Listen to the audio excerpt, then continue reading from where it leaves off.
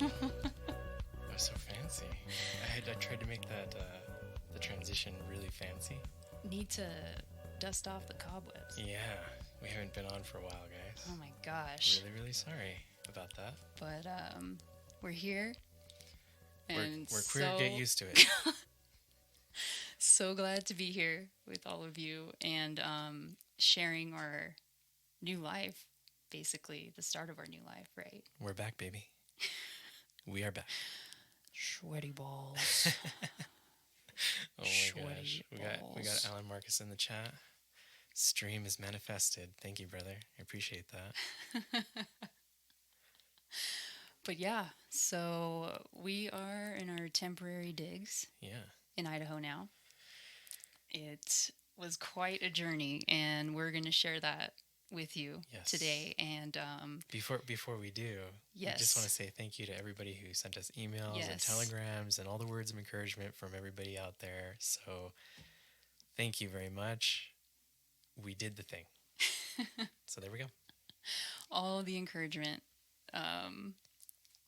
We really, it was great. All the love, all the positive energy. We felt it for sure. And it helped us get to where we are currently. So. No, for sure. So I just want to say one thing. Congratulations. Oh, am I pregnant? No. Oh. Shake my hand. Oh. Congratulations. You're unemployed. Oh my God. Help me, I'm poor. Both of us are unemployed. Well, this was a long time coming. I'm sure a lot of you already know. We left our jobs because of the whole mandate thing that was coming up on us. And it was a total opposite experience compared to what Buffalo went through. Yeah. For me, anyway, it was like a bad breakup. When I thought I would receive more support than with friends than I originally... Because they're supposed to be friends. Yeah. And, building up to me leaving, all the build-up... All right, Chance. All right. Chance are in the chat, too. Thank you, man. Make sure to air out them balls. So anyways, sorry. Okay. Yeah. It was a weird situation, the way I left my job. There was a buildup for sure. Like, there was warning, knowing that it was coming to an end. I was going to leave eventually. The original scheduled date was probably end of November what we originally had planned. Yeah, right? Like right the week of Thanksgiving, get there. Yeah. Or here. So that was our original plan. And things just escalated quickly. And we did our best to, try to keep our jobs. Yeah. / pack at the same time, like try and balance manage and balance everything. And so, there was tons of support for me leaving and doing my thing, knowing that it was going to be end of November, right? Timeline changed and attitudes changed, it seems. I don't know if I handled it the right way. I don't know if my coworkers and my bosses also handled it the right way. I think both sides are at fault, probably, in this situation. Like you and them? Yeah, because originally my bosses wanted to talk with me. And I worked at Michael Baker International, which is a huge engineering firm worldwide, mostly engineering. And I was a small portion of that, which was the planning department, and basically buildings, Amazon warehouses, all the stuff. Sometimes parks, but it was mostly Amazon warehouses was my big. No, you guys did that monster warehouse too. That's right. Yeah, I helped put up a monster warehouse and at the same time pushed out burrowing owls. Yeah. I couldn't. My job got to the point where I had to consider the fact that I am not helping wildlife. I am not helping habitats maintain.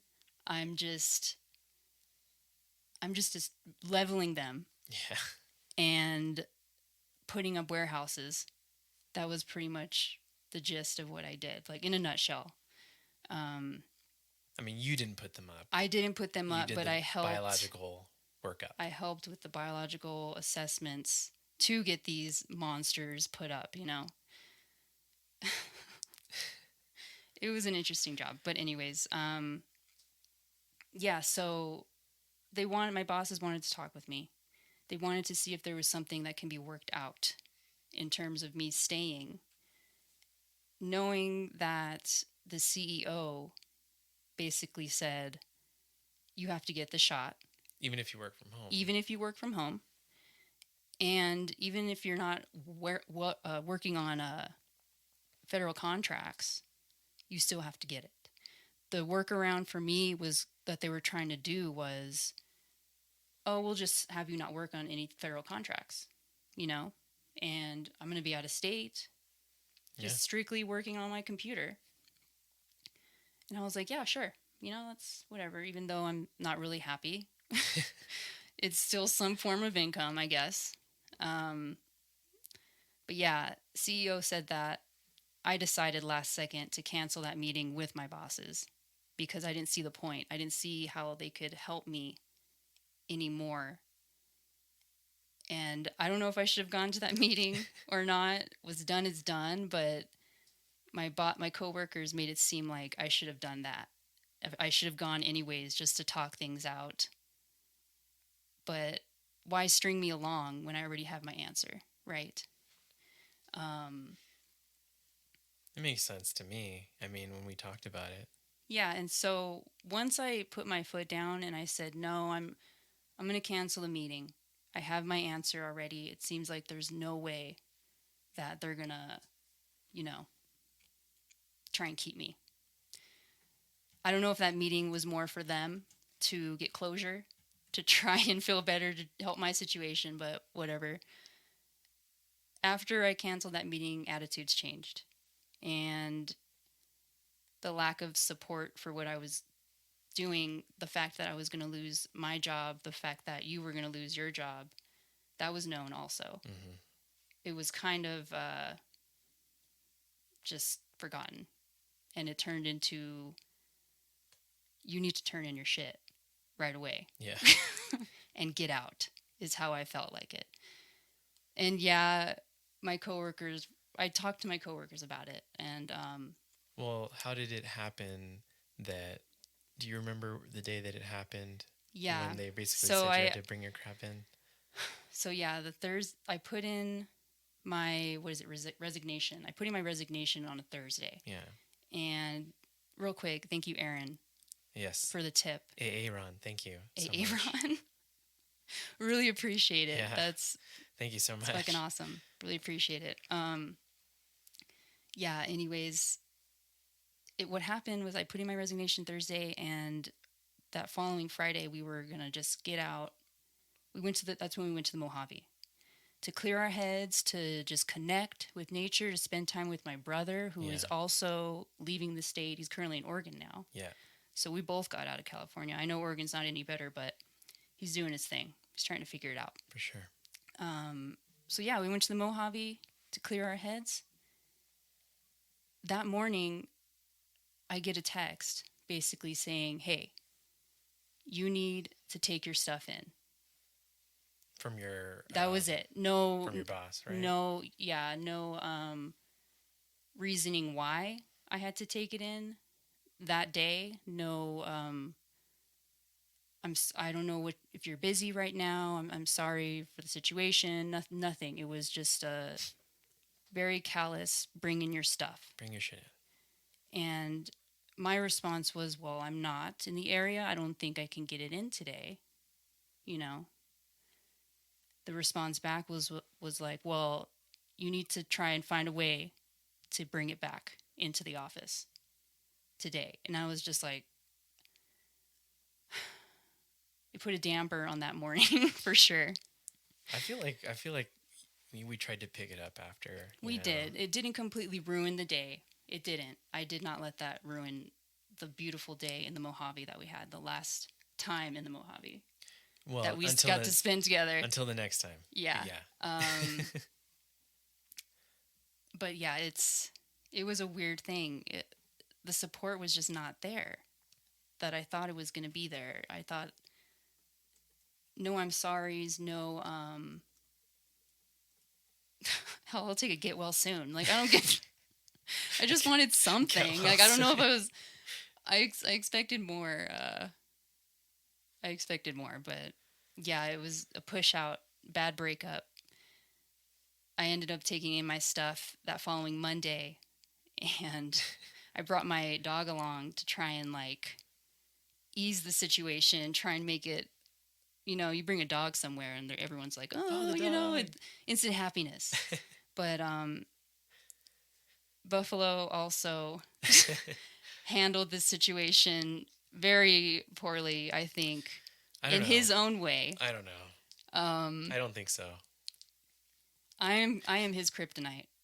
I will say that. He goes from 0 to 100 really quick. If someone bothers me, if someone is fucking with me, he loses it. And I've told you before,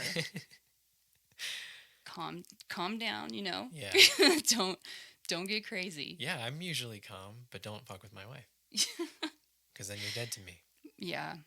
So his response to my boss was, stop harassing her or I'm going to sue you. He didn't care for that at all. No, because he's supposed to be a friend. And he's like, where did this come out of?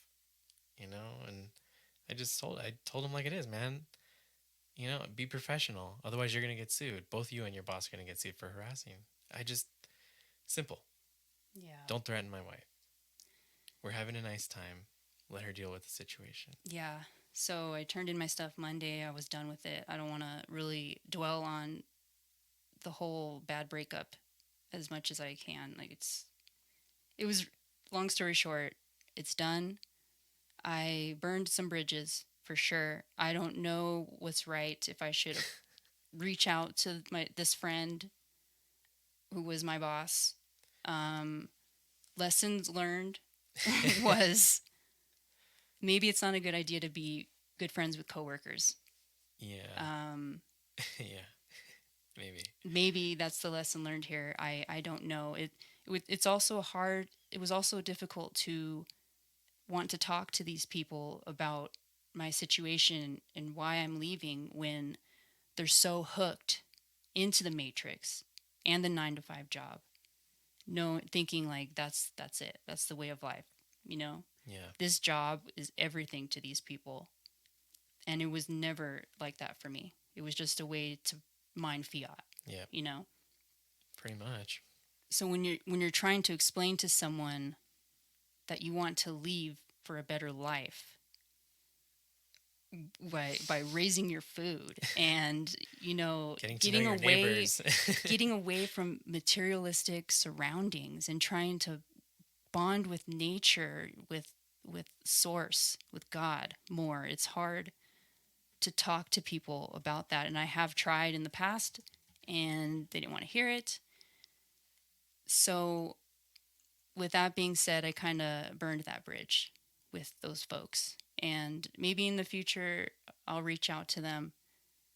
But anytime soon, it's still a little weird. I have that guilt. It's like a Band-Aid that, like it's getting soggy and you should probably change it. Maybe you should replace it, but yeah. I probably butchered that whole, how it went down, but yeah, it was ugly. I wish I had a little more support towards the end, as opposed to support in the beginning when my timeline was, for sure, towards the end of the month, and it didn't change. But for sure, I'm here now. I don't have a job. Yeah, and it feels good. Yeah, I probably could have handled it a little better, but here's the thing, and I'm not going to mention any names because these people know who they are, and maybe they'll watch this one day. I don't know. But what I will say is, if you come to our wedding as someone in the wedding because we love you and invite you, you are a friend, and that means we love you.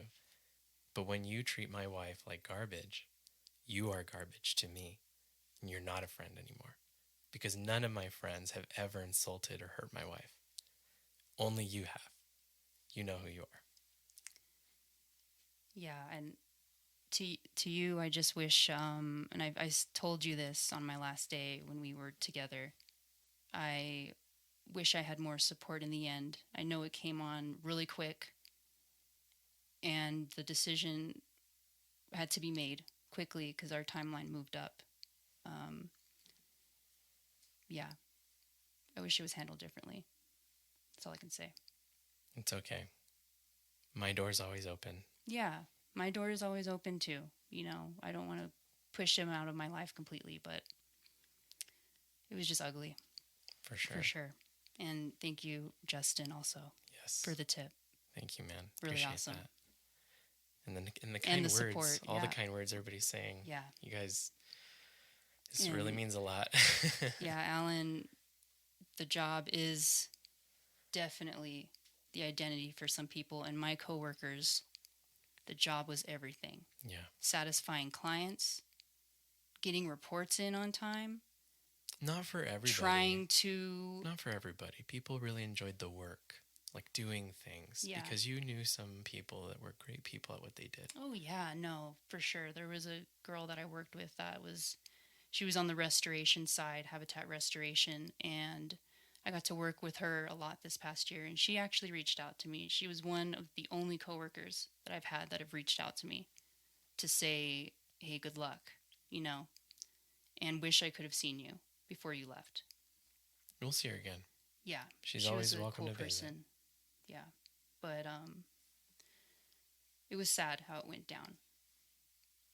I don't know. I don't want to start getting emotional. No. But that's I might. This is the thing. We're doing the thing, and we want to be honest and upfront with everybody. And I don't want to hide. And so I had a different experience, kind of, in a way. But it was good. It was, yeah. My experience wasn't too bad. It, I knew I needed to get out, and I kind of told a white lie to ease the pain on my coworkers, because I do feel bad leaving them because I feel like we were short-staffed, and the company does not care about us, and they don't let us have more money to hire more people. And so, because the CEO needs more money. So I used to work at OptumRx, which is the third largest pharmacy benefit manager in the country. They are under United Health Group, as that's the umbrella corporation, and the healthcare side is United Healthcare.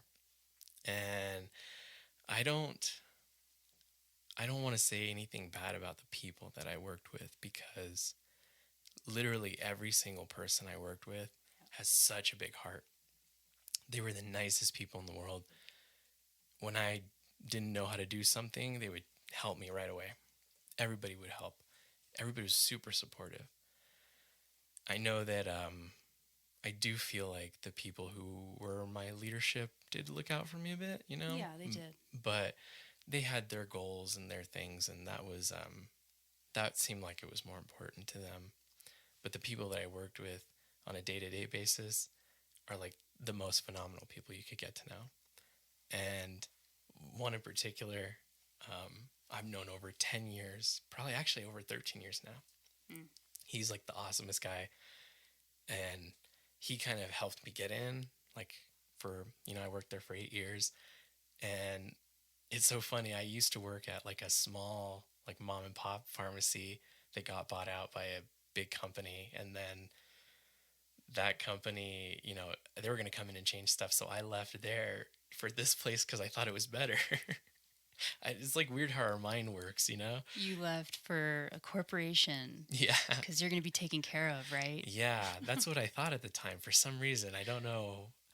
I was stupid. I will say that. But then my company ended up buying that company that bought my old pharmacy. So then they ended up working for us. And it just kind of snowballed from there. I bounced around within Optum, and I won't say exactly like what my job was, because I don't want to give any company information away other than what I already gave because it was public information. But what I will say is I don't feel good doing what I did because I don't feel like I was helping people. And I'm not saying that no one that works there feels like they're not helping people, because I feel like they do feel like they're helping people. Yeah, same here. Yeah. And I felt like people thought, oh, putting up these warehouses, oh, here come the jobs. Yeah. You know? Yeah. Here come the automated jobs. They didn't know that's coming. Yeah. But the robots. Yeah, but at the same time, you're just taking out the last I'm sorry to interrupt you. No, please keep going. Just with my job, you're taking out the last remnants of habitat that existed in an area. Yeah. For in Ontario, California, burrowing owl used to just thrive. Oh yeah. On those in that city. Whole San Bernardino, like lower San Bernardino, below the lower half of the 15, before you go up into the pass. Burrowing owl was all over that. Now it's just warehouses and those disgusting condos. Oh, the 3-story condos where the bottom floor is the garage and the kitchen. Yeah. Leveled. All that habitat gone. Those owls got pushed out. I got tired of pushing out species just to make a buck. It wasn't right, especially with me knowing nature is huge in my spirituality and I have animal allies. I can't be doing that. Yeah. But anyways. No, for sorry, sure. Buffalo. No, I appreciate that. But yeah, I feel like I didn't really help anybody because I think our motto for the company is like, we help people live better lives or some crap like that. And I struggled to find any job I did there that made somebody live a better life in any way. So I'm not, Alan, I have no idea about robots and automation, but if I did, I would totally go into it. It seems like people are trying to get jobs at Walmart or these warehouses, and those that are overqualified, they're just getting pushed out. Yeah. When it's like a job should just be a job. And just give it to someone. Yeah. They need a job. Fucking give it to them. Somebody wants to work, let them work. Yeah. So if they're not even considering people that are overqualified, it's almost like it's leaning towards pushing people out eventually. I know my brother worked at an Amazon warehouse briefly, and he said it was creepy as shit. It was really like alone too, because nobody talks to anybody. Yeah, it was a very loner type experience, and he had some like bots helping him out too. So it's kind of, they're slowly transitioning, I feel like, to automation in those warehouses. And Alan, you said in the building of the warehouses, how much of it is in the blueprint? Oh, for the automation. Okay, the internal portions of the warehouse, I never got to see those types of blueprints. I was mostly involved in the outer shell of it, basically, in building that. I knew what company was going to buy that warehouse and use it. But in terms of the internal components and how it was structured, not too sure. I was strictly, what's the outside boundaries? That's it. Yeah. You were external. Yeah. For the most part. And Chance, you want to know about robots? Coincidentally, when I was a little boy, I wanted to be a robot. And I thought that was like the coolest thing, to be a robot. But turns out it's not, because it seems like there's a lot of robots out there. But yeah, the people I worked with, they were cool people. Yeah. Company I did not like. Yeah, and what you did not like, right? I didn't like what I did. I didn't feel like I helped anybody, and I feel like people who led the company were like two-faced politicians, where they'll tell you what you want to hear, and then they'll be like, oh, well, we're not going to give you help, and we're not going to do this for you, and no, you're not going to get a raise, and no, you're not going to get a bonus, and da-da-da-da, and all this stuff. And then next thing you know, we've hit record profits. OptumRx made profit during COVID. Gee, I wonder how. because of government subsidies, basically paying for everything. So I find that appalling, especially when like 80% of small businesses have closed their doors. So that's messed up. And they let people go too. And they let people go. They couldn't afford people, yet they made a profit. Mm-hmm. Yeah. So long story short, the people I worked with were awesome people. Great people. The company sucks, and if it goes downhill from here, I don't really give a shit. They only seem to care about profits and expanding, their presence in the marketplace. Their goal is to be number one, right? Isn't that what everybody's goal is? So, fuck that. I don't want to deal with that shit. Yeah. That's so stupid. Trying to save money on, they're trying to save money on insurance, right? Like how they roll out insurance. They tell you, like, we're saving you so much money. You know what would save everybody a lot of money is if insurance companies didn't exist. That's the little secret the insurance industry doesn't want you to know. If insurance didn't exist, medical prices would not be soaring through the roof. Yeah, maybe surgeries would be a little bit more expensive. Maybe. But the market would balance itself out. Doctors would have to compete for your money. But now, because you have insurance paying for everything, you get every test you want. Or maybe you don't get any tests because your insurance sucks. And you still have to pay out, the what. So it makes it worse. I'm not a Republican person or whatever, but Ron Paul talks about this. You're not Coke? I'm not, no. Ron Paul talks about this, just, the marketplace. Let the marketplace decide. My company screws up the marketplace. Insurance should only be for emergencies, like going to the emergency room, you have a broken leg, your balls got cut off, like something like that. It shouldn't be for every little thing. It shouldn't be going for the doctor every day for whatever. And the reason why our insurance costs a lot more is because drugs cost a lot more. And my company makes money off of companies that make more money selling drugs. So, I'm not against drugs. Do drugs. I don't care. But it's not what I want to do the rest of my life. Stop screwing people. Yeah, just don't screw people. And I don't want to do it the rest of my life. Yeah. It didn't make me happy. Yeah. So I'm out. And it was interesting, literally, the day after we quit, that federal court order came out. Yeah. About the mandate, basically putting a hold on it, Yeah. And for a brief moment, I had the thought, and I'm sure you did too. I did for like a second. Where I was like, damn, those people I used to work with probably think I'm a fool for just leaving and not just being patient and waiting. Well, I don't think they realize like how against you were making anybody get anything. Yeah. And how unhappy you were. Yeah, it was just a stupid thought I had. But at the same time, I'm like, no, this was meant to happen. I was not happy there. I just wasn't happy anymore. And working for corporations and that matrix life, it's impossible to be a part of that when you're trying to grow spiritually. Yes. And excel in that level. Like, there's no way you can. We tried to balance them out, but and Chance, your readings that were just building up to this moment. Oh man. It all like pointed to get the fuck out. Yeah. I'm telling you, man, you're the Walter Mercado. Get out, live your life. And so that's what we did. We listened. Yeah. We listened to the synchronicities, what God was telling us, what our allies were telling us, and we went with it. Yeah. Quit our jobs, packed up. And we're here. Here we are. Yeah. Chance, you remember when you were an HR rep at Optum? Oh man, I'm sorry, bro. Oh shit. Yeah. There's that company.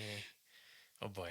I don't ever want to go back. So if anybody that I know from the company watches this, you're a great person, because I don't have a problem with you. It's the company. Yeah. And to the people that I left behind at the company I used to work for, I had a great time with you.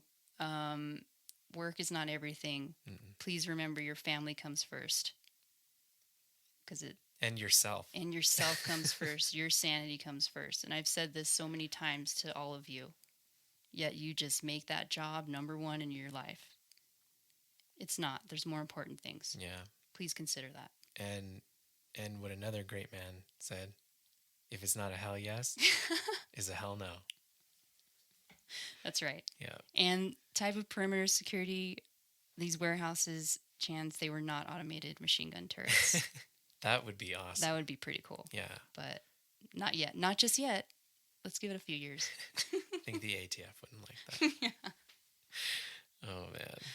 Yeah, so we packed up.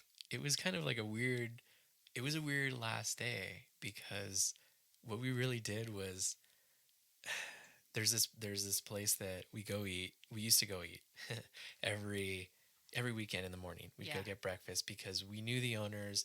They didn't care about COVID or any of that stuff. They were really nice people. They did their best.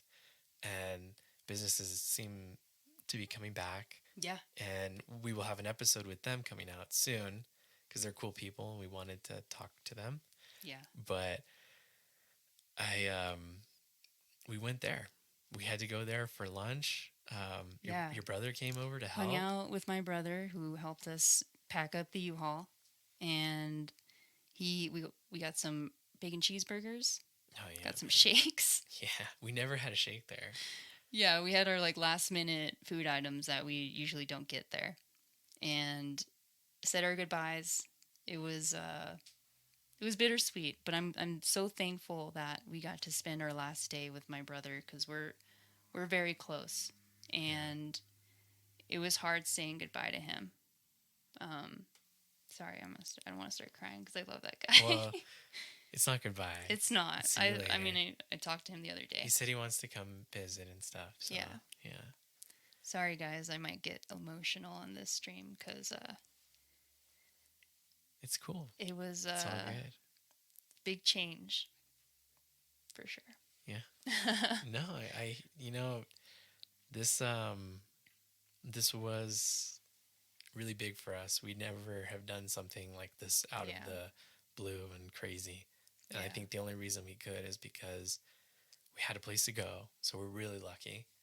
And we just kind of wanted to protect ourselves. Yeah. And if I left when I did, I could take my PTO with me. Otherwise, I'd have a chance to lose everything. Mm. And we needed something to hold us besides what we have in savings until the house sells. Yeah. So it was just part of the plan that we needed to get out. Yeah, we had to. But yeah, the last day, packed up the U-Haul, said goodbye to my brother. The previous day, I had to say goodbye to pretty much the rest of my family. Like everybody. My grandparents, my aunts, my mom. That Monday before we moved was very hard. Saying goodbye to family is very hard. But yeah, you have a big family. Yeah. And everybody's pretty close. Everybody talks all the time. Yeah. But I know they're going to come up and see me. And I talked to my grandparents earlier.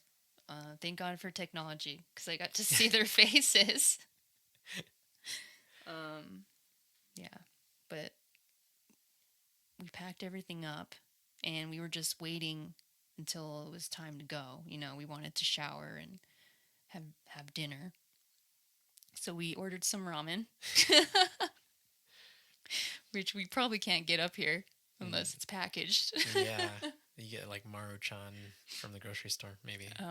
So yeah, we were in our empty house, our first house, on the floor eating some ramen, and said our goodbyes.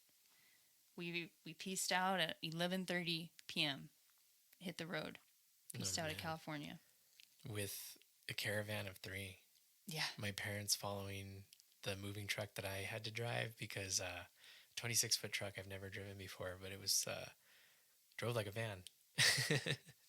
But and then you in front. Yeah, I was with Izzy in the front, and we hit the 15. Dark, you know, you couldn't really see last minute sights. Yeah. Which might have been for the best. So I probably would have started crying on my way out. You see the Mojave, you'd be like, oh my God. Oh my god. Oh man. But I blew it a kiss before we left. yeah. Yeah. Yeah, and we got to Vegas, rolled right through that shithole cuz no way we were going to stop there. That place is ugh. Um it was the stretch from Vegas to Mesquite, which is what, like 2 hours? Yeah, I think so. That was hard. It was probably, we hit Vegas what, around 2, 3 in the morning? We passed through. Yeah, it must have been like Because we hit 2. Mesquite at sunrise. I think it was 2. We passed through Vegas 2 or between 2 and 3. Yeah, and my eyes started getting heavy, and Oh man. I had to blast the AC. I blasted some music. I had to pretend that I was drumming while listening to Thrice, Thursday, Taking Back Sunday, A Skylit Drive, all my old like emo music, you know? It was a fitting goodbye to California. But yeah, I was sitting there in the CRV, Izzy next to me, and I'm just like, just drumming. I don't even know how to play the drums. No idea, but it was fun. It kept me awake. It kept me going. I was keeping an eye on Buffalo, who's in the U-Haul behind me, and I kept seeing him like drifting out of the lines on the road, so I had to call him up, and we did that a lot. We called each other. Yeah, we just stayed talking a lot. And just to keep each other awake. It worked out. But there was no traffic. Like, it was... No, not even through Vegas. It was kind of strange. Yeah. It was pretty clear. There were some moments where, like, I'm not going to lie, guys. I don't know how truck drivers do this. I have an entirely new respect for long-haul truck drivers because this small 26-foot truck, you know, that's, like, small for a truck. This thing would, like, weave in lanes, and then trucks would come really close to the side, and I don't know how they do it. Yeah. It freaked me the hell out. I'm not going to lie. I was freaked out really badly. And the U-Haul was packed. Oh. So you from were... front to back. You need to talk about your experience driving that U-Haul because apparently it was bumpy as hell. Yeah. I didn't realize that when you have a U-Haul packed with stuff, it can make the ride like just everything just like shake. I feel like I have shaken baby syndrome. And there were times when I was literally just up and down on my seat. It was like, camera. oh, see, I just shook the camera. It was so much that like my muscles clenched, and I wasn't able to like relax, you know? So my muscles clenched because I felt the steering wheel going like this, and I'm like, oh shit, I'm gonna go off the road. So I literally clenched for as long as our drive. Yeah. Like the entire drive, I was like clenched the entire time. Yeah. It getting freaked wrecked. me out. Wrecked. And then getting tired and all that stuff from basically, we were up like 24 hours prior to this. We were. So we just went. We just fucking did it. And we got to Mesquite. Sun came up. Definitely gave us some energy that we needed. Oh, yeah. To get through the rest of the drive. I was ready to tap out in Mesquite. No lie. I was like, maybe I should just like zonk out for like a couple hours and then hit the road again. And that sun, like the sun when the desert, because it's desert around Mesquite, and it just comes up. Alan Marcus Sphincter says what? Oh yeah, no, for sure. I think the heat just came on. Oh yeah, because it's really cold here, guys. Oh man, that's loud as shit. I think you can close the vent, but I'm not sure how to do that. Okay. We'll Sorry guys. We're gonna we'll work on our new setup for sure, but apologize for the sound of the heater. I think it's like 30 degrees outside. I don't even know what temperature it is. I don't know. I have no idea. But anyways, yeah, Mesquite.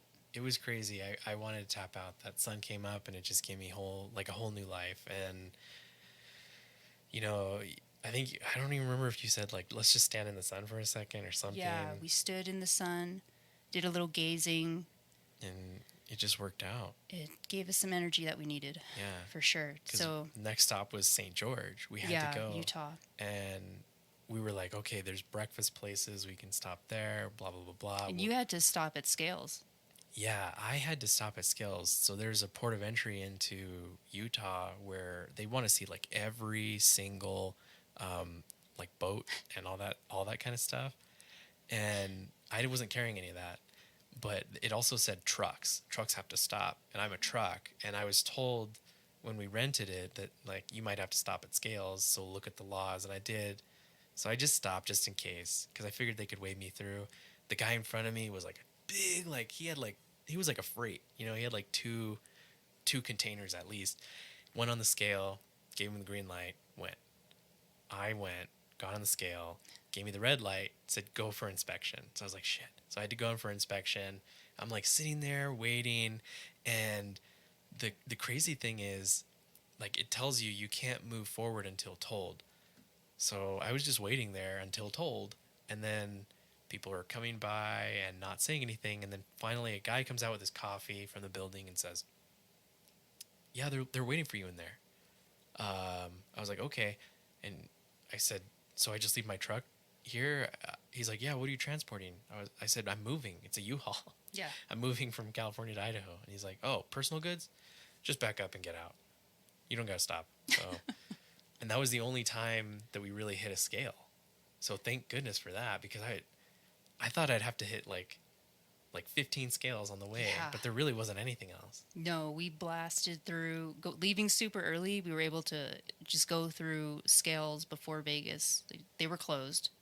The one into Utah was the only one you had to do. Yeah. Because the other ones we didn't. No. It was really cool. We stopped in St. George. We stopped and ate at a place that we ate when we went last time, and we just sat with my parents like on like this little table by this closed business and ate food, and it really kind of woke me up. Another boost that we needed to continue this long journey. Chocolate covered almonds too. Dark chocolate covered almonds. That's just a suggestion for people if you need to stay awake. Dark chocolate covered almonds.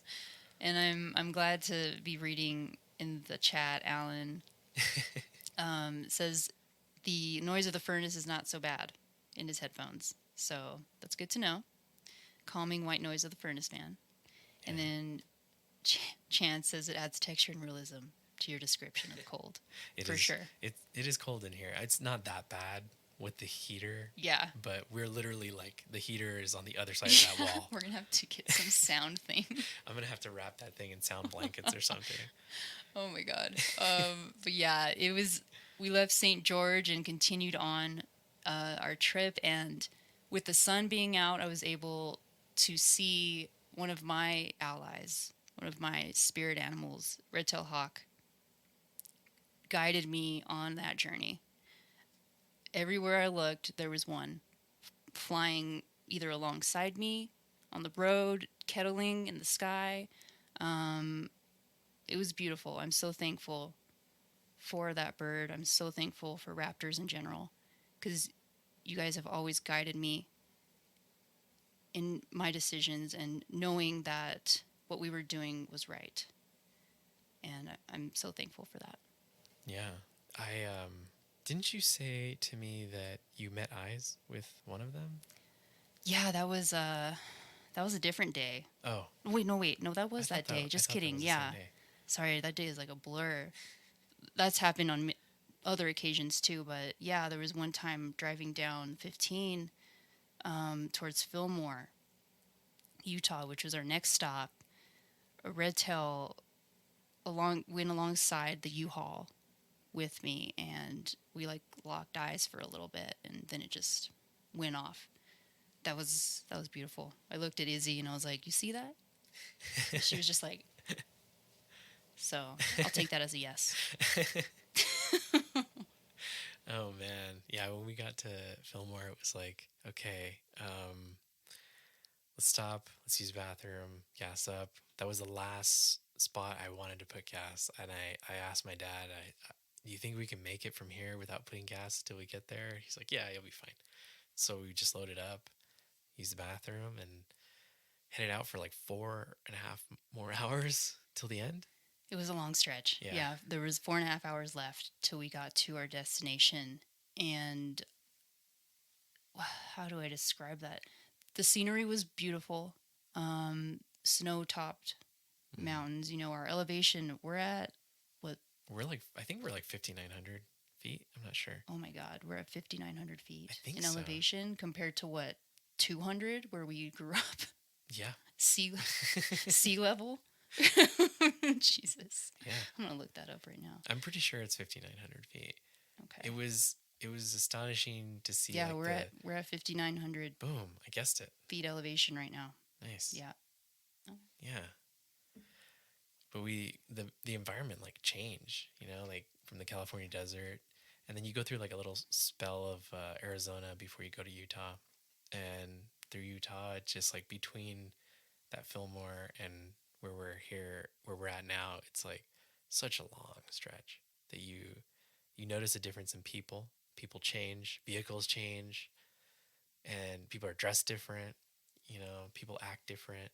Yeah, the materialistic mentality that we got back at home in Southern California was non-existent. Like, there was no Teslas, there was no BMWs, and Chance, I think I've read like one Animorphs book. I was more of a Goosebumps. Yeah, me too. But I did read one. I was a Goosebumps fan. But they did have that Animorph show. That was pretty dope. That was cool. Yeah. Starship Troopers was cool too. But anyways, I never watched that. I digress. But we got past like Heber City, which is like near Park City, Utah, and then we started off into like Wyoming. There was going to be one more scale, and I was like, oh shit. No. And why? It was only for like livestock or something, and I'm not carrying that. So went through. Wyoming is such a, even though it's very similar to Utah, there's so many plains of sagebrush, and just rolling terrain, rolling plains. It was beauty. It was beautiful. We rounded a corner, and I saw, we were on the phone with each other, and I said, "Did you see that antelope?" And then all of a sudden, we rounded a corner, and there was just herds of antelope. It's pronghorn antelope just grazing. And we've never seen one in the wild before. Yeah. So driving into Wyoming and seeing a load, like a whole herd of them, was like, that had to be a sign. Yeah. We're headed to the right direction. Pronghorn are beautiful. And it was really special to get to see that on our way through Wyoming. And the magpies started showing up. So I was like, okay, yeah, we're definitely not in California anymore. Nope. The sunset in Wyoming. Oh, man. California sunsets were a thing of beauty. They still are. They are a thing of beauty. I should correct myself. Even with the chemtrails. They are beautiful. But that sunset we saw going through Wyoming was pretty top notch. The moon was out putting on a show. I'm not sure what celestial body was in the sky, like right next to the moon. Oh. Was it? Maybe someone in the chat would know which planet is like showing off. Sorry, I was looking at the chat. It's okay. Which planet is showing off right now in the night sky? We'll talk about it more, but the night sky here is just... It's so beautiful. When it's clear, it's beautiful. So small. Orion is just popping in the sky. And it's so big when there's no apartment buildings or just buildings in general blocking your view. When you get to see it in its entirety, you get to see just the constellations, how they should be in the night sky. It's amazing. And I just wanted to... What got me through that small segment of Wyoming was Let's Be Friends podcast with Kara Mosier and her Scary Stories episode with Dan from Cosmic Keys. Shout out to you too, because you guys got me through that drive and I was cracking up. Thank you. Yeah, we had to, towards the end, we had to like talk nonstop, and it was getting really hard to just stay focused on getting there. Plus I had to pee really bad. Yeah, I was like holding it. Right. And I, normally this drive is a 13-hour drive, but this drive, because there were portions of the drive that the truck could only go like 30 miles per hour going uphill, we left at 11:30 p.m. Pacific. We arrived at 6:30 Mountain. That's an 18-hour drive for people doing the math. That's 18 hours. It took us 18 hours from where we were at in Orange County to where we're at here in Idaho. And that includes all the stops and the fact that we were up 24 hours prior to the drive. We put our bodies through hell. Mm-hmm. We normally don't do stuff like that. Like, we take good care of ourselves, and we try to. But we're able to do it. It's all mental. Oh, you know, you push through, and you call on God. You call on your allies to guide you and to protect you through the experience. And yeah, so thankful for sure for everything. It was definitely a spiritual experience for me. Yeah, for you for sure. It was a very big test for me, but I was able to do it. If I can do it, anybody can do it.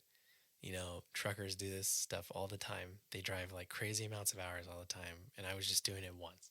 You know, I'm not like going back to California carrying a bunch of shit. So this shouldn't be a problem. Oh, and it goes without saying, or it says without going. Hey man, I'm glad you're here. And you said you filled more in Fillmore last week. Oh, I think I know why, because I know where you were at. I think we both know where you were at. So we're gonna have to go. We're gonna have to go together there. Yes, and Alan, I love your comment. Red tail hawk feather, the heart, the highway skills journey.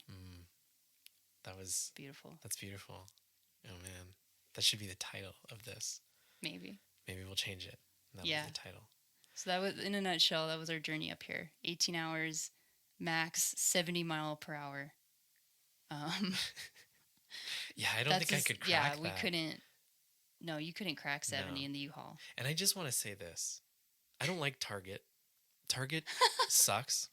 And this one Target truck driver, just one, was an a-hole and did not let anyone pass him. And he was driving erratically. So I hope he got to his destination without killing anybody, because that was ridiculous. I could have totally passed him and he kept speeding up on me. No other trucker did this to me. Everybody was really cool. So, yeah. that was a jerk move. We rolled up to our temporary home, and like I said, I looked up at the night sky. There was like a break in the clouds, and oh man, I immediately knew. I was like, yeah, we did the right thing. We did the right thing for sure. Totally. It was worth it. It was worth it. Well, not to like exacerbate anything, but if you're gonna pack a truck with your belongings in it, make sure you have underwear and things to change into when you get there if you're gonna be exhausted.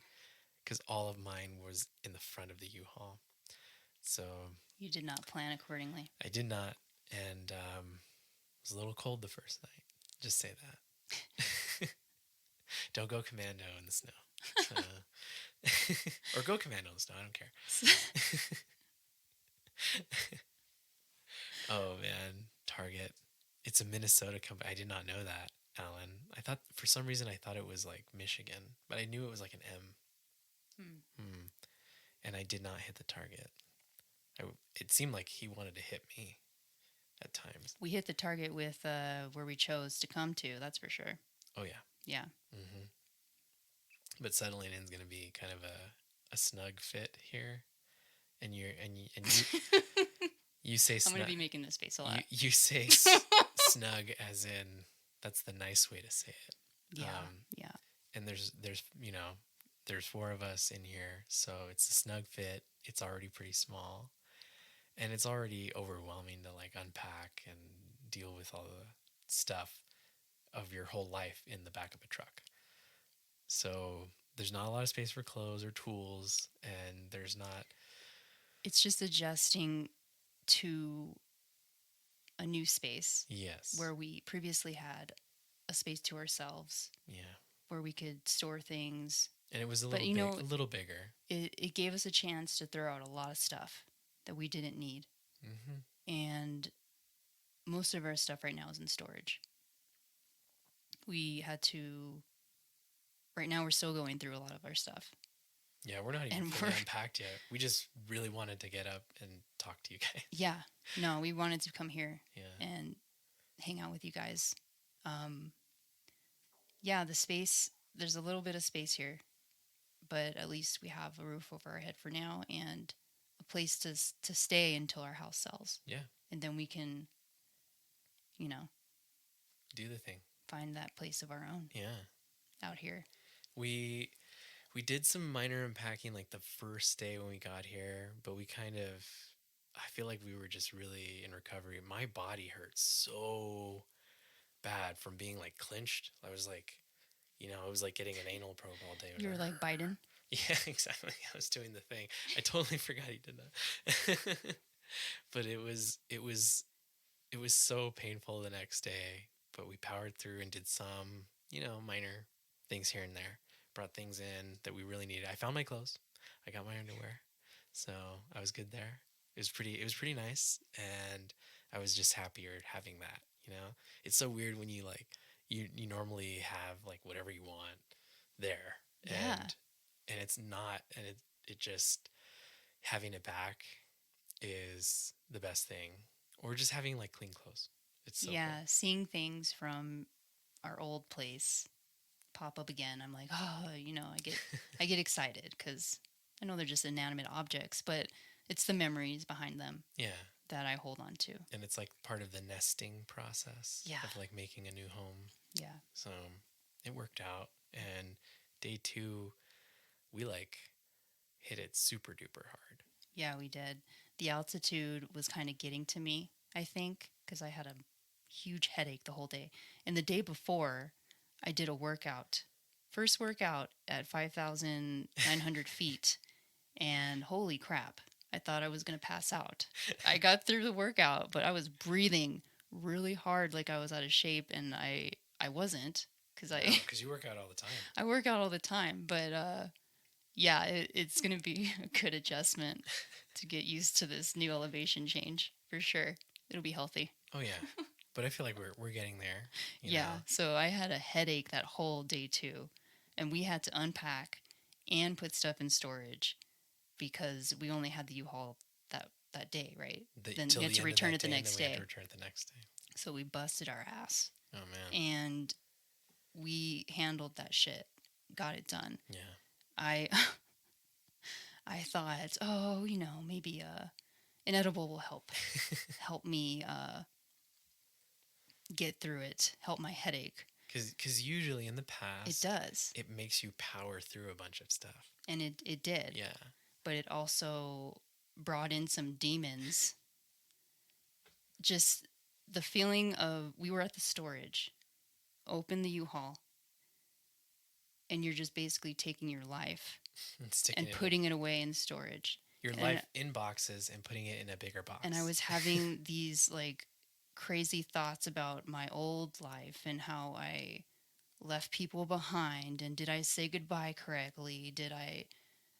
My stupid drama with my job came back up in those demons, and I was just wrestling just old habits and thoughts. And the demons were saying, why did you do this? You literally left a good thing behind. And no, I was like, no, I didn't. Mary Jane, please stop messing with me right now. But it was also a good thing to have those thoughts because it helped me work through it, helped me work through my situation and how I left things in California. I'm still working through it, but having all those demons come up to me thanks to cannabis, really, it's a good work through. For me anyway, it helps me work through things. So, I don't know. It was, I had a different experience because yes. I got high on life. I didn't do anything, He was so positive and just full of energy. I get really excited when we work together on things. Obviously, we're doing this, and I know when we do things together, it ends up working out, and we end up succeeding. So I was just trying to be positive, and I just kept throwing nice words your way, and I was like, we got this, let's do this, Yeah, and I had the realization, not that I have never had it before, but I was just like, damn, this guy really loves me. And he really wants to take care of me. And I'm so thankful that he's here with me doing this experience. You don't need to cry. Sorry. I love you, babe. I love you too. And it was good. It's a good day. Even though I was wrestling with some things, I'm so thankful for this man that's next to me. Because he means a lot to me, and he is the divine masculine who is taking care of me as he should. That's my job. That's what I'm here for.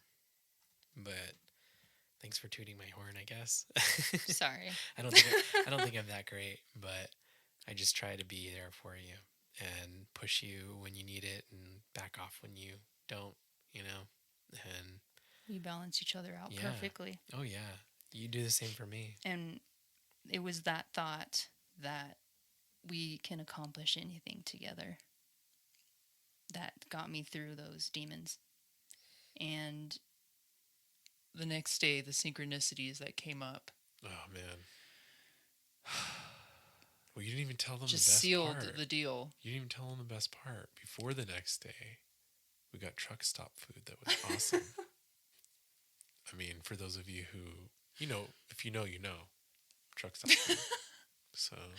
Yeah, and I think some guy hit on me at the truck stop, and I was coming down off my edible, so I really hope I didn't approach that incorrectly, because I know guys have a hard time as it is approaching women these days, and I don't want to be that woman that's just like, get away from me. That's not right. And I think I handled it okay. I don't know. Yeah. But the food was good. Oh yeah. Got us through. And so day 3 we returned the U-Haul. Ooh. And that was a cool experience to return the U-Haul. Actually, the whole day was just filled with amazing synchronicities. I took the U-Haul in to the nicest guy in the world. I won't say your name because I don't know if you want me to, but you're an awesome dude and you run the U-Haul and gave incredible tips about like businesses that are needed in the area, which we're thinking of starting a business anyways. And I'm totally happy that this guy was like the nicest guy in the world. And literally like the last thing he said to me was welcome home. And I was just like, wow. People are so nice here. Yeah. It's a great change. And it's interesting, the things we're looking into getting into that are needed out here in terms of business. That guy, even before you didn't even tell him anything about what we're thinking of doing, and he straight up was like, "Oh, what about this and this?" And that's like those exactly are the two things. Those are the two things. We'll mention it once we start. Yeah, we haven't figured out which one to do. Yeah, but we're gonna do something. Probably do both eventually. But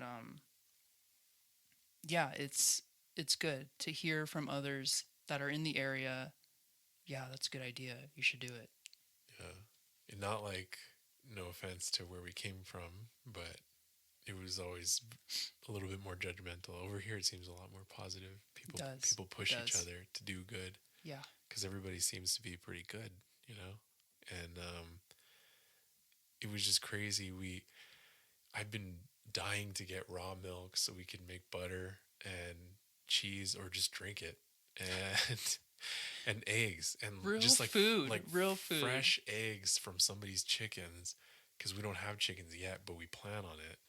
And we ended up, I went to getrawmilk.com, shout out, and check it out. Like, you could put your zip code in and the nearest place that you can find raw milk is there. So we found one that was like maybe 20 minutes away.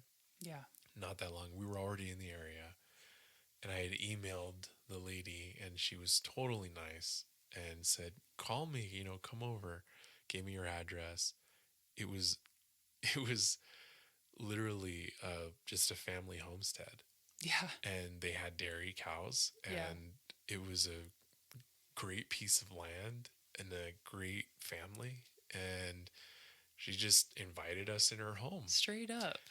Just like, come on in. Come on in. You want to see the milk? Come on in. And we saw our kids, we saw our husband, we sat there and talked with them for a long time. And long story short, we have a new raw milk and egg supplier that we will be definitely getting, at least, for now, milk and eggs from. Until we can have our own. Yeah. But we want to do this right. Yeah. We wanted to escape the matrix, the materialistic lifestyle, let's just get DoorDash. I'm so lazy, I don't want to cook. Nah. That's not gonna work around here. And with doing that, we want good food. We started doing that when we were back in California with our diet and trying to eat things that were more alive and healthier than you. And healthier. Because that good food is everything. Mm-hmm. And your spirituality and meditation also. Yeah. But good food causes a clear head. Oh yeah. And I don't know if that came out correctly. I think so. You get a clearer head, if you don't have so much junk in your body. But and you don't have to go see the doctor. Yeah. Because you're eating the right things. Yeah. And when we talked to this woman and her family, it just so happened she was from Oxnard, California originally, which is where my dad served his first mission in the church. And then she said she lived in Whittier, which is where you went to school. Yeah. And her husband... we lived... Our last where we lived was a town to the east of Whittier. Called La Habra. Yeah. That's where we're from. Yeah. So this lady is basically... Out of all the gin joints in the world, it's like... You had to walk into mine. It's so weird how we came across this lady and she was from where we were, basically. And her husband had the realization that, like us... They weren't happy. They weren't happy with their jobs. And they decided to leave and homestead. And they're doing the thing. Yeah. And so it was like talking to future us. Yeah. It was really weird. It was kind of weird, but it was good. And it just so happened her husband was the UPS driver for the area. And he had already met my parents because he asked me my address. I gave it to him and he just said, "Oh, is it by this house right here? Yeah, I think those people, did you guys just move here? Because I think they came out and offered me water and we had a talk." And that was my parents when they were here last year. So he already knew them and he knew the area, knew exactly where everything was, and offered lots of tips, even offered to get me a job at UPS, like just seasonally, if I really needed the money. And I think I kind of want to stay away from companies right now, but totally appreciated it and willing to help. Like, they had solar, they had a greenhouse that they just put up with their family. Yeah, they were living the life. It was amazing. And that's a good point, Chance. What does Chance say? What if we are returning to the Matrix, not escaping? Matrix means womb. Yeah. Returning to Mother Earth. That's true. In Spanish, it's matriz. Mm-hmm. Yeah. No, I agree. We are returning to Mother Earth, to our roots here, to how we should be living. My grandfather was a farmer. My dad left to California to raise his family, and I feel like my grandpa maybe wanted him to stay and do the farm thing, take over, and he didn't. But I'm coming back because it's time now. Yeah, it's time. But yeah, just the synchronicities with this lady and her husband, and they're doing what we're seeking to do, and getting to talk to her and knowing that she's going to be a great resource for us. Yeah. In terms of like canning, pickling, preserving food, homesteading in general. Like, it was amazing to connect with these people. Yeah. And when I heard that they were from the same area my mind exploded. I was like, okay, this is right. Once again, this is the right thing. Yeah. It was really incredible. She offered us cheese that she made. It was delicious. And, she said, oh yeah, you can make cheese like this. And she just gave us a quick tip. And I was like, maybe we can, get some dinner sometime or have some dinner together and talk about it. And they were just like, yeah, no problem. Just let us know when. So it was really cool. There's a few people in town that buy raw milk from her. And she asked if, I was going to go pick some up, if I could just take it. I said, no problem. And she said, oh, I'll ask them if it's no problem for them too. And it's a good way to get to know other people here, because there's like nobody here. It's great. It's fantastic. It's everything I wanted. I didn't want to be around a ton of people. I don't need a ton of people. I just need the right people to be around. Yeah. So it was really cool talking to future us and getting to know them. And I hope that blossoms into a great friendship, because they seem like really great people. And everybody's been going through changes, including our little dog, Izzy. She's like loving it up here. It's so weird. When we first got here, she was bucking like a bronco and was doing crazy. When she's excited, she does circles. Oh, she just loves doing circles.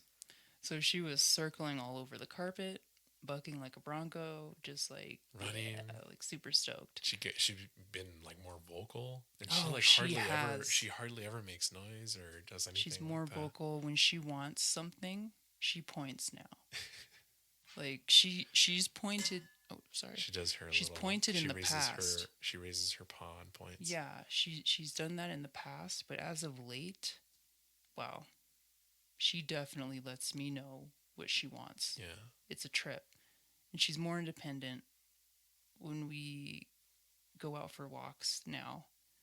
We try not to leash her. Not to leash her because there's really no one around, and we keep an eye out, for deer and animals, other animals.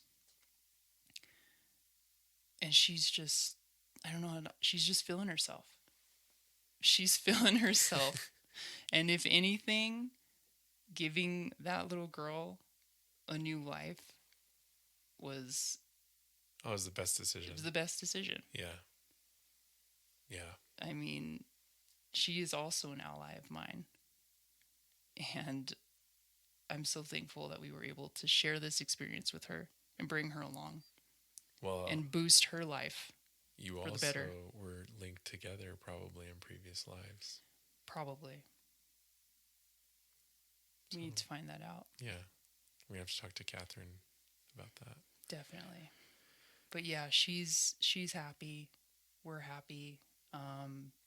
Even though it's tight quarters right now. Very snug, in your words. that you said. We'll work through it. Yeah. And it's going to be, I'm not going to say a strain on our relationship, because that's not possible. No. We're too strong for that. Nothing can break this bond that we have. Yeah. I've 100% believe that.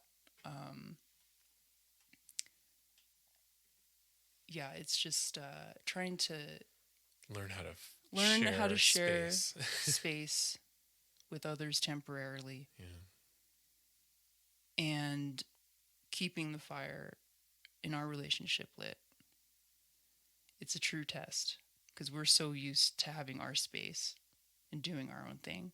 And we're still going to do that, Yeah. We're still going to do our thing. Yeah. But it'll be a interesting winter. It's okay.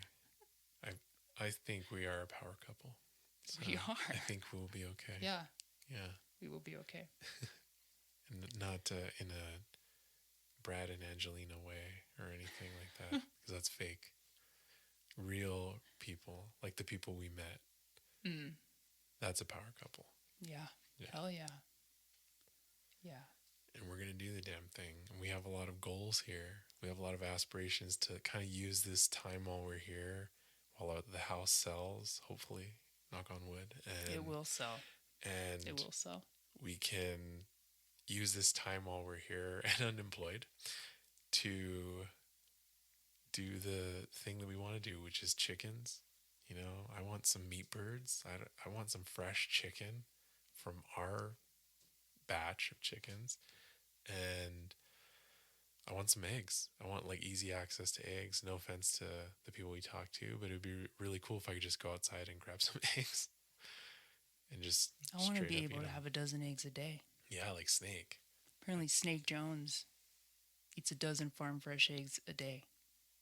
I want that. That's why he looks. That's why he looks amazing, because he eats a dozen eggs a day, and that's a lot of protein for you. Shout out to Snake Jones. Yeah. So I think, learning like fencing, and then we've talked to some great friends on our Telegram, thinking about the lamb thing. I know we talked about goats, but fencing, you got to be really strong with goats. So lamb might be the way to go, and I'm totally fine with I guess, butchering them. They gave me some really cool information, and I appreciate that. You know who you are. And I learned how to butcher lamb by, theoretically by reading, I guess. And I still kind of want to try growing rabbits. I know it's not like super nutritious. I'm told that it's not super nutritious, but they get, this fur, and butchering them is pretty easy, I think. But I don't know if you had an opinion on that, because I mean, if there's a market for it, I'm all for it. But in terms of, nutritional value and long term, no, that's not. It probably shouldn't. I think the thing is, you get fur, and you can make blankets. You can make additions to your clothing by adding like the lining. Rabbits are fairly easy to handle, and they breed like crazy. So that was my idea. But we do have an idea to like get into business. We have a couple ideas. Some of them cost some money. Some of them cost little to, some investment. So we really need that house to sell. That's why I'm like, oh, we gotta go. We gotta get this thing on the market. And, it's almost there. And the house is clean. Everything's empty. Shout out to my sister. She actually went and cleaned the house out after we left. Did a really great job. And that was really cool for her to do that. Am I hearing background noise? I'm not sure. Yeah, your mom's on the phone. Oh. Good Lord. Okay. Patience. So, yeah, we want to grow our own food. Do that. We want to get into business for ourselves. We have a couple of options. Main focus, obviously, self-sufficiency. We need to learn from the synchronicities, the synchronistic friends that we've met so far up here, and learn from them, and learn from you guys who have supported us and gave us just all the love that we need for this journey. And this is just the beginning. It's it's scary, but we will get to that level. We're gonna get like the people that that we talked to yesterday. Yeah. Sorry about the background noise, guys. Yeah. We had a deal. So we're gonna work on that. But I hate showing frustration. But it's going to be a long winter. I think we'll be fine. We'll be okay. We'll work through it. And if anything, it'll push us to get the house even sooner. Heck yeah. Yeah. Heck yeah. Otherwise, I'm going to be kicking my parents the hell out and be like, go back to California. You need to go back to California. You're driving me nuts. But anyways, there's so many opportunities here that Yeah. they grow on trees. Literally, just walking outside, a lot of wild harvesting, and there's like spearmint, there's horsetail, there's dandelion, elderberry, huckleberry's like huge here. I've never seen a choke cherry, but I'm willing to know what a choke cherry is. I don't want to choke a cherry, but then there's like currants, and then raspberries are huge here. yeah, raspberries grow. Blackberries grow. We have a couple apple trees here that we can utilize for the time being.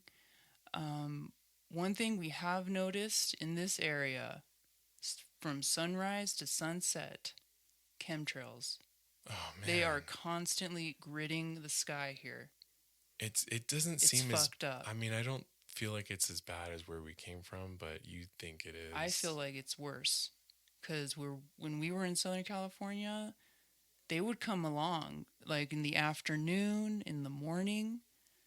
Sometimes, not daily. It was not daily. I will say it was maybe every other day or 5 times a week maybe. But here, even on the drive up, gridding the sky It was constantly. Yeah. It's really... And even when the clouds were coming and it was like starting to snow, like sleet, I guess, a bit, you pointed out like a hole in the clouds and what was happening between the hole in the clouds. Oh my God. It was a trail. There was a giant chemtrail. And it's just like this like wispy fucking fake ass cloud. And I'm just like, oh boy, we're going to have to bust. That's another goal here. We're going to cloud bust. Yeah. Those and tower bust. Yeah. We need to get a hold of Mitch real soon. We're going to get him on the show. Yeah. We're going to talk for sure. For sure. We hopefully want, and everything, when it works out, we get the new place after we sell our old place. And you definitely want a fireplace because you mentioned that like a bunch of times. And I don't really care where we end up. I just want to be around you. So you had like a vision of a farmhouse that you told me about during one of your experiences. Yeah. So I've been doing Brighter You with Lindsay Rogueways. Shout out. Love her. And it's been opening up my third eye big time. And I'm getting more channeling experiences with my meditations. And during our first class, we were doing a meditation practice and fire breathing, manifesting it out in front of you. And I saw a quick glimpse of a farmhouse with the fireplace. Okay. Which is key. I want a fireplace. Okay. Real quick. We're like skipping out on the comments. Oh my gosh. Let's just look at the comments real quick. Sorry, everybody. Chance, I love meeting Future Me 100. I don't think I've ever met Future Me until this moment. So, hell yeah. Any word, is it easier to go through southern Wyoming as opposed to North Utah to get to Idaho? I feel like it is because if you want to avoid big city traffic, you go through southern Wyoming and you crack into Utah again for a bit and then into southern Idaho. And it's better views too. Oh yeah. Well, it was dark when we came in, but during the daytime, it's better views. For sure. Yeah, if you go in daytime, for sure. Yeah. We'll bring Izzy on screen at the end right now. She's resting. She's resting, so we'll get her on here to say goodbye. Buffalo Legos. I love it. Alan, building your future Lego brick by brick. Yes. Hell yeah. I was a huge Lego nerd as a kid. Oh my God. I still love Legos. I'm not going to lie. Rabbit poo, any word, is great fertilizer. That's probably another reason why we'd want to get rabbits. But, Well, yeah. We're told it's not nutritious. Yeah. As nutritious. Could play royalty-free elevator music. Yeah, in the background, no joke. I think that might be good. Tommy Tickle, thanks for joining us today. Yeah, it's awesome. You notice them because there's less pollution in your sky. That's a good point. You know what? You might Alan, be right about that. about the chemtrails. I didn't think about that because there really is no it pollution is clear. here. And back before we left, the week before we left, the air quality had just degraded terribly to where you couldn't even see the hills. And we live right by the hills. Mm. So, yeah, maybe that's why, because the air's super clear here. It is. But damn, they're going off all day. Nothing but chemtrails. Yeah. Justin, we plan on gifting our own property here and putting orgonite everywhere to try and disperse everything. That was definitely part of the plan, for sure. Yeah. Growing potatoes, definitely sweet potatoes. Yes. I would love to grow some sweet potatoes. Yeah, shout out to Cordy for asking about that. That's one of the goals, for sure. Yeah. And, we're going to get Mitch on. Oh, yeah. To talk about gifting, and we will be gifting for sure. For sure. Gifting ourselves and gifting others because we want to homestead and provide for our community. Yeah. You know? Yeah, it's not good about food. It's not just, obviously, when you grow food, you get extra. You know, I don't want it to go to waste. Obviously, I'm going to work on preservation as much as I can. But people here need good food to be shared with them. Yeah. So that's part of it. And yeah, just back to my farmhouse vision. Definitely saw that in a meditation. And I'm going to continue to keep meditating, keep manifesting, opening my third eye. Brighter You has been great. Thank you, Lindsay. It's been a good help for me. For sure. Yeah. We do have some news that we want to let everybody know about the show. And we, as of the end of this, we want to make every podcast video and audio free on Rockfin. So before it was premium, now it'll all be free. Whatever we have backlogged, it's gonna be free. It's gonna be free, and it'll be free going forward. And since we're currently unemployed and we have lots of freer time, there will be more live streams. So the live streams will probably be premium, and then eventually make them free or something like that. And then rest in peace to the Sunday wind down. Yeah, we're gonna switch it up. Sunday wind down was a good thing when we had our jobs and tried to get ready for the week, clear our heads. Yeah, we can do that still. Clear our heads. We don't have to have a job to have Sunday wind down, but we kind of like this 333 live stream. Yeah. So we'll do live streams at 3:33. We don't know if they're going to be on Sunday or if they're going to be on other days. Yeah, we're going to call it FRC 3:33 live stream. Yeah. PM. I don't know if we're going to go on AM. No, that's not cool. That's not. I don't want to do that. The whole point was to be the opposite of that. Exactly. Exactly. But we'll do a live stream randomly at 3:33 p.m. We'll figure out days. If we can make something happen like on a constant basis, then for sure. Yeah. And it'll just be, shooting the shit. Maybe talking about synchronicities we've had, what we're doing in our life, and just this is great chatting with you guys. You guys in the chat here, it's awesome. Awesome. Really appreciate it. Weaving Spiders, welcome. Is it 3:33 a.m.? Oh man, you guys go till like 3:33 a.m. Liddy, you guys are so awesome. Your episode last night was just. Oh man, I couldn't stay. It was great. I was so tired I knocked out, but I saw a lot of it. It was great. So yeah, we're gonna be doing this live stream. Buffalo is gonna be doing a solo show. Yes, I'm gonna do a solo show. I have a name for it. Will that be live streamed? Yeah, maybe, or I'll record some things and put them out. We'll see. But the name I picked was Awakened Slaves. There was this time when we were leaving the desert, and there was this like Ron Paul revolution on the left and like graffiti, and then on the right it said "Awaken Slaves," and I was like, "Oh my God, that's what we need to do. We need to awaken the slave because everybody's kind of got the slave mind, you know."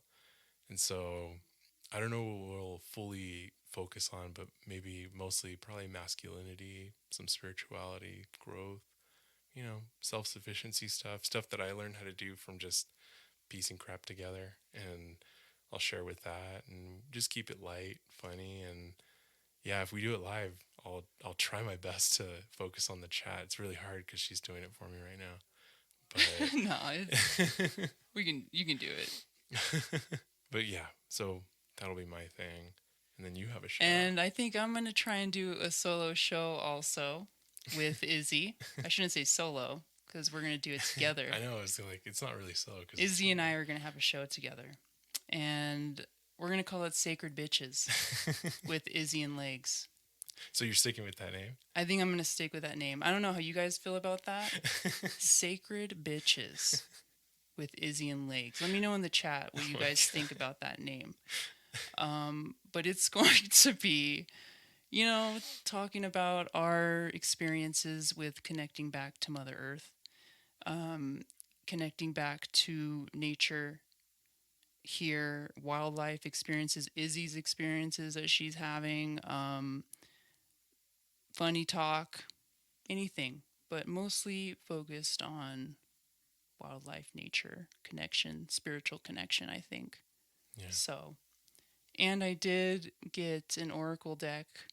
I really loved that. I have it here. I don't. Dang. I'll bust it out next time. Well, I got a deck too. And it's wildlife. It's the medicine, the animal medicine one. And Chance knows. Yeah, I'm gonna be using that one to start my oracle journey. I didn't get a deck like a tarot deck like you. Yeah. But I thought I'd keep it simple, and I find I find that I have a huge spiritual connection, I've said before, to nature and wildlife and animals and plants in general. So I'd like to share my experiences and we just we started jumping on podcast stuff and figuring out what we wanted to do, the direction we wanted to take. And I also meditated because something wakes you up that early. Why not? Let's the veil's thin, let's do a little meditation. So for sure, that was fun. But yeah, I'm so thankful for all of you for joining us today and listening to our crazy stories and how the hell we got up here, I don't know. Yeah. we out here, and we look forward to bringing you more content and sharing our homesteading journey and our journey to find that farmhouse that I saw in my meditation, which will be our true home for sure. Something will happen and it will work out as long as we keep working for it. So I know when we get together, magic happens. So I know it'll happen. For sure. It's just about applying ourselves. So I appreciate you doing this journey with me. I appreciate you, baby. I love you. I love you too. I feel like I'm crazy. And let's bring Izzy on before we sign off here. For sure. I'll wake her up. Okay. We're going to get Izzy on here before we say goodbye. It's cruising, looking at the chat. Alan's tip. The important thing is the order in which you read the words. Okay. I dig that. I can see that. I like that. Everyone. Ooh. Oh man, Chance, so much good advice. Yeah, we'll talk. Chance, we'll talk for sure. But Izzy says hi. She's we're gonna have to give her some DINNER. We can't say it. We say that, and she'll start circling. She'll be like, Justin, Michael, proud of y'all and feel the light of authenticity of your vibes. Keep it up and keep strong. Much love and positive vibes sent to all. Man, Hell yeah, awesome. man. Yeah, and I did, that piece of advice I got about waking up. If you wake up in the middle of the night, 2, 3 a.m., when the veil is thin, and doing a little meditation, I actually got that from Brighter You, from Lindsay. So I'm definitely going to start doing that and taking that as a sign because, yeah, I had a pretty good, powerful meditation. Because you never wake up like that. Yeah. So lately, I haven't been waking up in the middle of the night. So when it does happen, I'm going to hear it as a message that I need to connect. For sure. And I'm really digging Buffalo Legos as the like Brangelina version of what we are, I guess. Thank you. Legos. Thank you, Chance. Lego my ego? No? Okay. How do I get this? You say goodbye and you hit the outro. Oh. But before we do, Izzy says bye. We love you all. We love you guys. And thanks for joining us. Sorry about the noise. We'll figure it out. Yeah, we're working on it. Join us in our Telegram, t.me/false reality check. Yes. FRC pod at Twitter and on Instagram. Email us, frcpodcast@protonmail.com. We love getting emails. We really appreciate listeners that have emailed us as of late. And Shoegazer, you know who you are. Oh, yeah. You know who you are, man. Maybe maple syrup on the Buffalagos. Hell yeah. Some butter. I love maple syrup. Oh, man, we've been using butter like a motherfucker lately. I used so much butter this morning on the ham that I cooked up for us. My upper lip. I could smell the butter. It was disgusting. I felt disgusting, but it was so good. It's still buffalo, grass-fed butter's so good for you. Oh, yeah. Hell yeah. But anyways, thank you guys for listening to our madness. We love you. Until next time. Until next time. All right. Love you. Love you.